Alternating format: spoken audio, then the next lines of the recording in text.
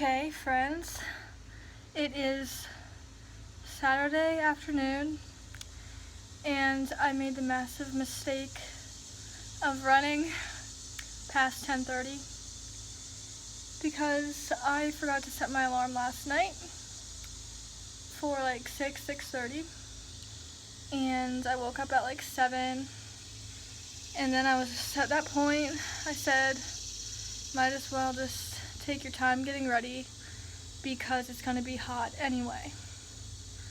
Well, friends, I've been done since, over 10 minutes probably now, and my sweat has not stopped at all. It is like I feel like I'm a fish out of water, and it was hot. But I'm going to talk about how to deal with this during a run, and I'm going to talk about how to avoid situations like this. Learn from me, because sometimes you just need a little reminder of why you set your alarm that early. Okay, so I knew it was going to be hot, so I didn't want to run too fast today. You're supposed to decrease your pace for every 5 degrees above 55 or something. I don't know, Google it.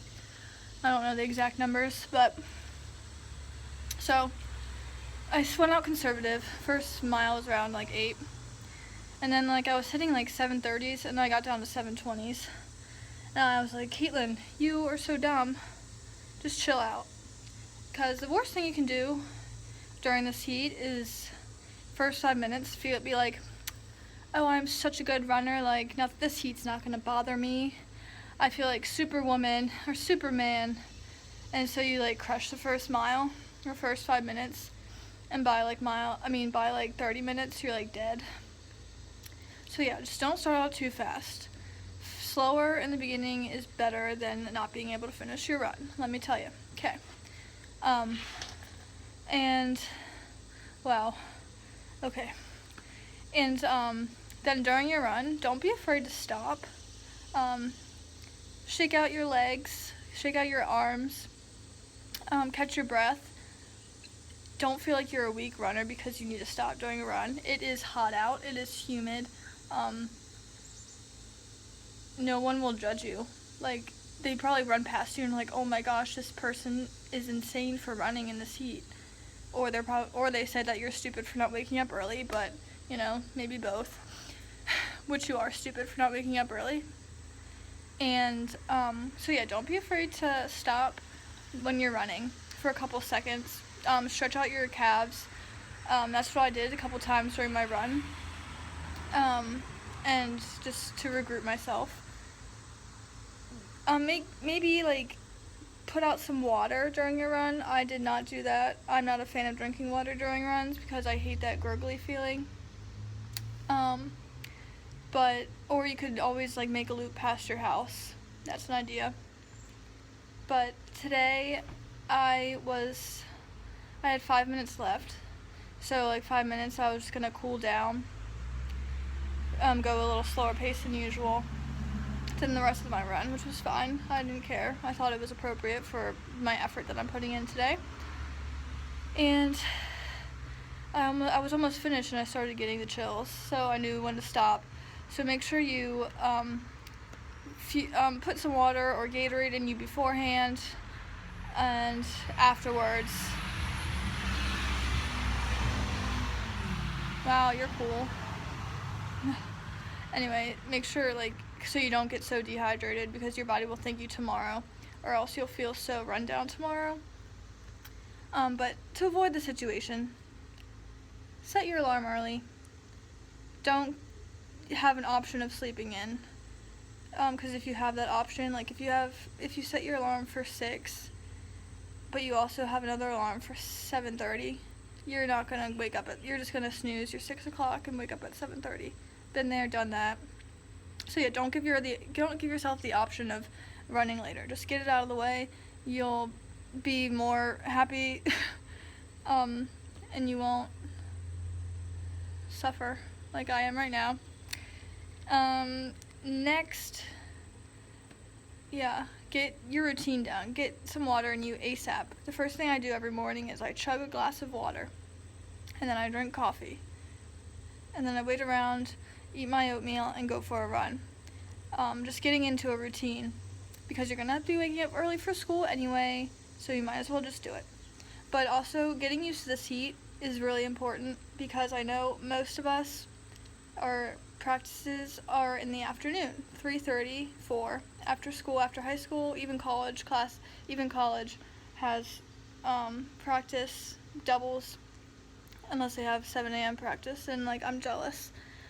But it might be a good idea just to run once or twice in the heat a week. I like to do that, just to get used to it. And it does suck, but your body will thank you, because I know we race sometimes in the afternoon during the season. In the early season, it's still really hot out.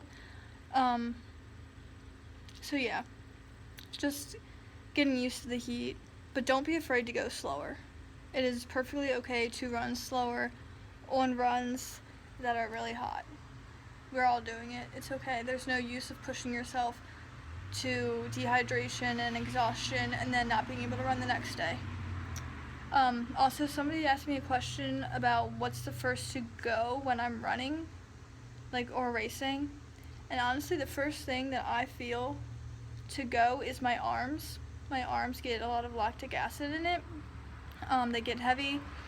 I struggle with keeping my form, which I think most runners do once the hard part of a workout or a race comes into play, even runs.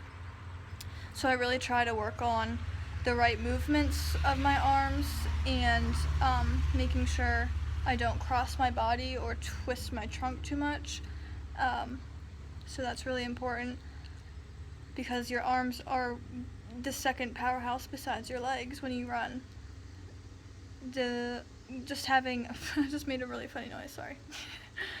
Just having that really good arm form is very important. But yeah, that is my first thing to go when I'm running.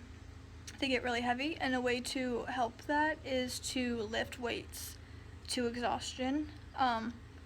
Distance runners don't necessarily have to lift heavy weights. I lift 10-pound to 15-pound dumbbells, and I just do sets until I feel like that lactic acid coming into my arms. And by then, when a race comes around, my body's used to that, so it can flush it out quickly, more. See, this heat is getting to me more quickly.